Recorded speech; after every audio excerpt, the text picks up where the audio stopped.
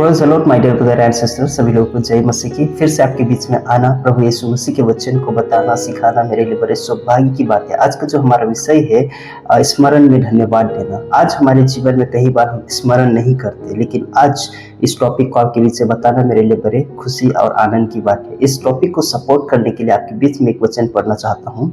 फिलिपियों की किताब 1 अध्याय उसका 3 वचन क्या कहता है? जब मैं कभी तुम्हें स्मरण करता हूँ तो अपने परमेश्वर का धन्यवाद करता हूँ। फिलिपियों 1 अध्याय उसका 3 वचन इस प्रकार से कहता है। अभी का जो समाज है, अभी के जो लोग हैं, बहुत सारे अलग अलग प्रकार की शिकायत, आलोचना और बहुत सारे नाना प्रकार की बातों से गुजर रहे हैं, संघर्ष कर रहे हैं और उनके जीवन में बहुत सारे बातों को लेकर असंतोष हैं। जो भी मेरे वीडियो को देख रहे हैं, जो भी मेरे वीडियो को सुनते हैं, सभी लोगों को पता होना चाहिए आज अभी इस वक्त इस शरण में बहुत सारे ऐसे लोग हैं, किसी व्यक्ति की गलती को वर्षों तक भूलते नहीं है और किसी व्यक्ति की गलती को बहुत वर्ष तक वो याद रखते हैं, लेकिन उनके प्रेम को या विश्वास योग्य या उनके किए हुए कामों को बहुत जल्दी भूल जाते हैं, लेकिन एक गलती उसे जिंदगी भर याद रखते हैं। ऐसे परिस्थिति मनुष्य कभी अभी के समय में कुछ बातें बहुत कॉमन हो चुकी है, जैसे कि परिवार में तनाव, मित्रता में दूरी होना और कलीसिया में डिवीजन होना आज बहुत कॉमन ये बात हो गया है। कलीसिया में विभाजन का एक ये भी रीजन है कि बहुत सारे लोग आज एक दूसरे को समझना नहीं चाहते, एक दूसरे की बातों को लेकर आगे बढ़ना नहीं चाहते। इसकी वजह से विभाजन आ रहा है। My dear brother and sister, आपको मुझे हमेशा याद रखना चाहिए, फिलिपियों की जो पत्री है प्रेरित पौलुस ने उसे एक कैदी के रूप में लिखा है। जरा सोचिए, एक कैदी जेल में है, बंदी गृह में है, फिर भी कलीसिया की चिंता हो रहा है। इतना गंभीरता, ये बर्डन के साथ में उसने ये लेटर को लिखा। जहां तक मेरे वीडियो को देख रहे हैं सभी को ये बात बताना चाहता हूँ, एक बंदी गृह में या जेल में रहने वाला व्यक्ति सुकून का जीवन नहीं जीता, कठिनाई में जीवन जीता है।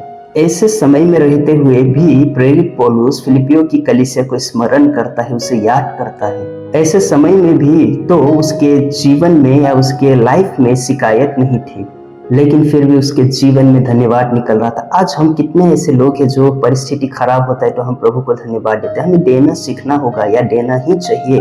एक मसीह जीवन जीने वाले का एक सबसे बड़ा पहचान है। जब आप और मैं ऐसा करते हैं तो यह एक आत्मिक रीति से एक परिवर्तन जीवन को दर्शाता है। पहली बात आपको समझना होगा, स्मरण जो है धन्यवाद को उत्पन्न करता है।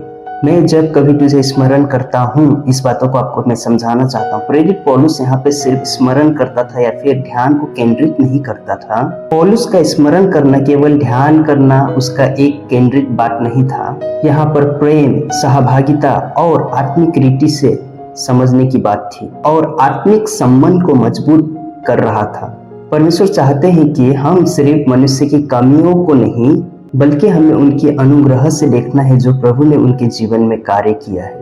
पहला थिस्सलुनीकी 5:18 वचन क्या कहता है? हर बात में धन्यवाद दो, ये हमारा जिम्मेदारी होना चाहिए। अभी के समय में, अभी के वक्त में बहुत सारे ऐसे परिवार है, ऐसे जो जीवन मसीह में व्यतीत करे, उनके जीवन में देखा है पति पत्नी की गलती गिनने में लगे हैं या पत्नी पति की गलती को ढूंढने में लगी। और बहुत सारे ऐसे माता पिता है जो अपने बच्चों की असफलता में ध्यान ज्यादा देते हैं। कलीसिया में भी लोग सेवा से अधिक कमियों को ध्यान दे रहे हैं, परंतु एक आत्मिक व्यक्ति दूसरे के कार्यों को, परमेश्वर की काम को समझता है और उनको आगे लेके चलता है और उसके लिए धन्यवाद देता है।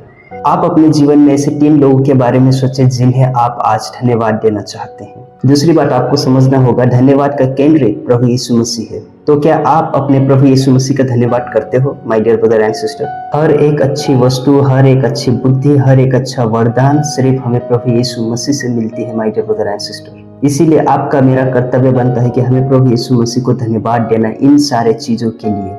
याकूब की किताब 1 अध्याय उसका 17 वचन कितना साफ रीति से कहता है, हर एक अच्छी वस्तु, हर एक अच्छा वरदान हमें ऊपर से मिलता है।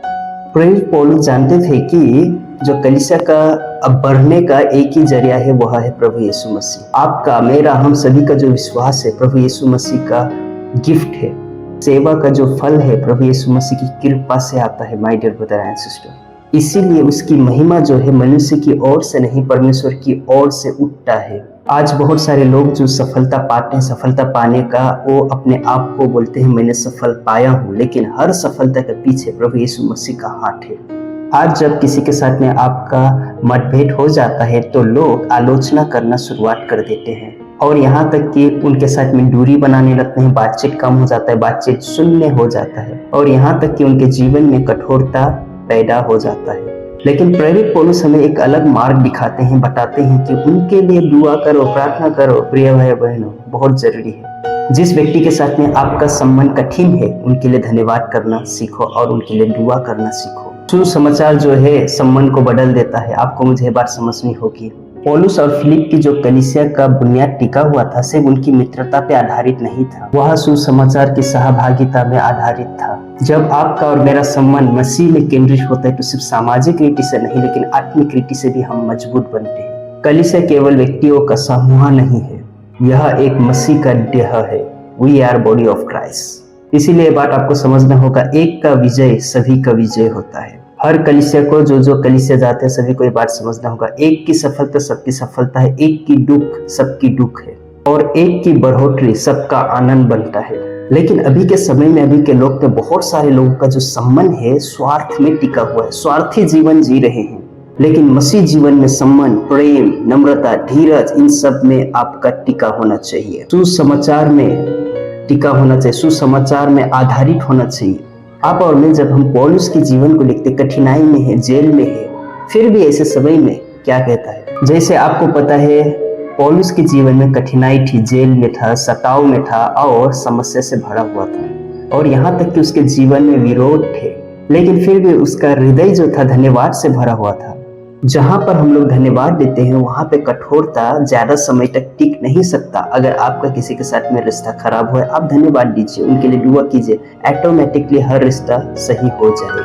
अभी के समय में बहुत सारे लोग अतीत की जो पाया हुआ चोट को बार बार याद करके दुखी रहते हैं। प्रभु यीशु मसीह आपको मुझे इसीलिए बुलाते हैं कि ताकि हम कृपा का जीवन व्यतीत करें और प्रभु यीशु मसीह को धन्यवाद देते चले। जो ये मैसेज को आपके बीच में मैंने रखा हूँ, बताया हूँ, इससे हम एक मुख्य बातों को क्या सीखते हैं, ये चीज आपको एक एक करके बताना चाहता हूँ। सो वो सारे चीजों को आपको अपने जीवन में अप्लाई करना है और आगे बढ़ते चले जाना है। पहली बात, लोगों की कमजोरियों से अधिक उनके कार्यों को ज्यादा महत्व दो और उनके कार्यों को देखो। दूसरी बात, हर अच्छे संबंध के लिए प्रभु यीशु मसीह का धन्यवाद करो। तीसरी बात, स्मरण को शिकायत मत बनाओ लेकिन धन्यवाद का कारण बनाओ। चौथी बात आपको समझनी होगी कि जिसके लिए आप प्रेम करते हो या जिससे आप प्रेम करते हो उसके लिए दुआ करो। जब आप किसी को धन्यवाद कहते हो तो ये सबसे बड़ा मेडिसिन है कि उनके जीवन में जो कठोरता है वो निकल जाता है। जब हम दूसरे के में परमेश्वर के कार्य को पहचान जाते हैं या पहचानने लगते हैं तो प्रभु हमारे जीवन में बहुतायत से कार्य करते हैं। जब हम उनको उठाते हैं, आगे बढ़ाते हैं और उनको इनकरेज करते हैं, तो जब हम दूसरे के कार्य को, प्रभु के कार्य को समझ के आगे बढ़ते हैं, तो जो कुछ हमारे हृदय में दूसरे के प्रति शिकायत रहता है, जब हम उनको धन्यवाद देते हैं तो वह निकल जाता है। तो मैं विश्वास करता हूँ ये वचन से आपके जीवन में, मेरे जीवन में परमेश्वर बहुतायत से कार्य करे। जय मसीह की दोस्त।